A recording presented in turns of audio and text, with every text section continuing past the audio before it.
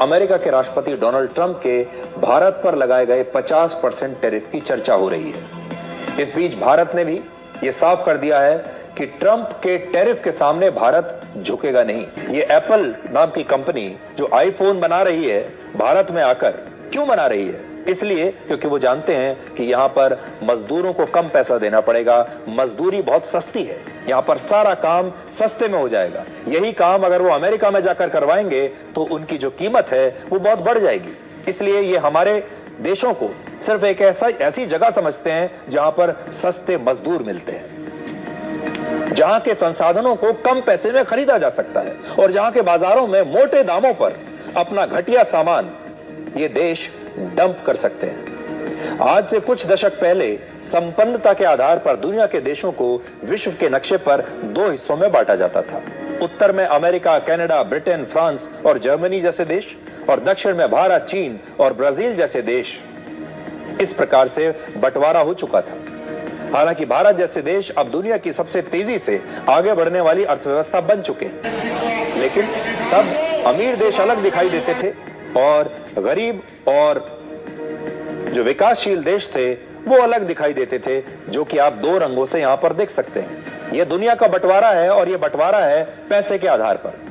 लेकिन अब global south के यही विकासशील देश अमीर देशों के इस क्लब को खुलकर चुनौती देने लगे हैं। अब सोच बदल रही है। इस बदलाव का नेतृत्व भारत कर रहा है। आपको याद होगा पिछले महीने प्रधानमंत्री नरेंद्र मोदी ने ब्राजील सहित अफ्रीका के कई देशों की यात्रा की थी और इसके जरिए प्रधानमंत्री मोदी ने एशिया और अफ्रीका के विकासशील देशों को एकजुट करने की कोशिश की थी और कहा था कि भाई इनकी भी बात सुनी जाए। आज भारत, रशिया, ब्राजील और चीन ने मिलकर ब्रिक्स जैसे संगठन के जरिए अमेरिका जैसे अमीर देशों को चुनौती देना शुरू कर दिया है। अमेरिका ने जब भारत को धमकी दी कि रूस से तेल लेना बंद करें, तो भारत ने कहा कि हम अपने राष्ट्र हित को पहले रखेंगे। उल्टा जवाब दिया।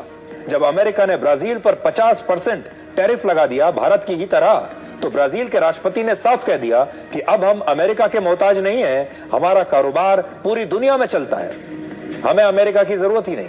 और जब अमेरिका ने चीन पर 145% टैरिफ लगाया, तो चीन ने भी जवाबी हमला करते हुए उससे भी ऊंचा टैरिफ अमेरिका पर लगा दिया और इसके बाद अमेरिका को अपना टैरिफ घटाकर 30% करना ही पड़ा। अमेरिका और उसके सहयोगियों ने रशिया पर कड़े प्रतिबंध लगाए, लेकिन रूस भी पीछे नहीं हटा, बल्कि उसने भारत और चीन के साथ अपने आर्थिक संबंध और मजबूत कर लिए। आगे बढ़ने से पहले अमेरिका के डबल स्टैंडर्ड्स को आज एक्सपोज करने वाले कुछ आंकड़े आपको दिखाते हैं। दिसंबर 2022 से लेकर जून 2025 के बीच रशिया के कुल लिक्विफाइड नेचुरल गैस यानी एलएनजी एक्सपोर्ट का 51% हिस्सा जो है वो यूरोपियन यूनियन ने खरीदा था। चीन ने 21% और जापान ने 18% खरीदा था। आप देख लीजिए, सबसे बड़ा खरीदार आज भी रशिया से एलएनजी का यूरोपीय संघ है, जो कि अमेरिका के साथ खड़ा है, लेकिन अमेरिका को यह दिखाई नहीं दे रहा। इसी दौरान रशिया के पाइपलाइन गैस के कुल एक्सपोर्ट का 37% हिस्सा यूरोपियन यूनियन ने खरीदा था, जबकि चीन ने 30% और तुर्की ने 27% खरीदा था। लेकिन डोनाल्ड ट्रंप चीन का कुछ नहीं बिगाड़ पा रहे, यूरोपीय यूनियन का कुछ नहीं बिगाड़ पा रहे, तुर्की का कुछ नहीं बिगाड़ पा रहे और आज भी रशिया से सबसे ज्यादा गैस यूरोपियन यूनियन ही खरीद रहा है और फिर भी अमेरिका इस सच्चाई को स्वीकार नहीं करना चाहता।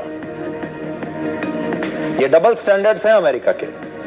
भारत खरीद रहा है रशिया से तेल, तो अमेरिका को भारत चुभने लगा, लेकिन जब उसके अपने साथी खरीद रहे हैं, अमेरिका खुद कितनी सारी चीजें खरीद रहा है, इस सब को डोनाल्ड ट्रंप अनदेखा कर रहे हैं, क्योंकि उन्हें भारत पर कोई एक्शन लेने का बहाना चाहिए। अमेरिका में भारत ने दुनिया भर में 7 लाख करोड़ रुपए का एक्सपोर्ट किया गया था। इस पूरे एक्सपोर्ट में देखिए अमेरिका का शेयर आप देख लीजिए। पिछले साल हमने 70 लाख करोड़ रुपए का एक्सपोर्ट किया है और इसमें से हमने सिर्फ 7.3 लाख करोड़ रुपए का एक्सपोर्ट अमेरिका को किया है। तो अमेरिका का शेयर कितना कम है ये आप देख लीजिए। और 7 लाख करोड़ रुपए के एक्सपोर्ट में से भी केवल 3,40,000 करोड़ रुपए के सामान पर ट्रंप ने यह टैरिफ लगाया है। तो आप देखिए जो टोटल एक्सपोर्ट है उसके भी आधे पर 3,40,000 करोड़ रुपए का जो हमारा एक्सपोर्ट है अमेरिका को, उस पर ट्रंप ने टैरिफ लगाया है। यानी ट्रंप की टैरिफ की वजह से भारत के कुल एक्सपोर्ट का केवल 4.8% ही